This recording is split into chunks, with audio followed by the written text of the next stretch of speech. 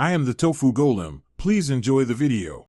You start by loading the original and modified files into Xdelta UI. This is where the diff will originate. Once done, set the output folder and a clear patch file name so you don't overwrite sources. Make sure the GUI recognizes both files and displays sizes. That helps you anticipate patch size. If compression options appear, pick one now. They directly affect speed and final file size, so balance time against compression ratio. You now configure the diff settings. Choose algorithm level and compression. Higher levels shrink the patch but increase CPU time. Once configured, tweak block or window sizes when working with very large or binary-specific files. This improves matching accuracy.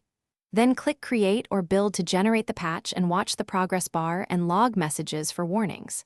If the process stalls, pause and review settings. Changing to a lower compression, you finish by applying the patch to a duplicate of the original file to verify it recreates the modified file exactly.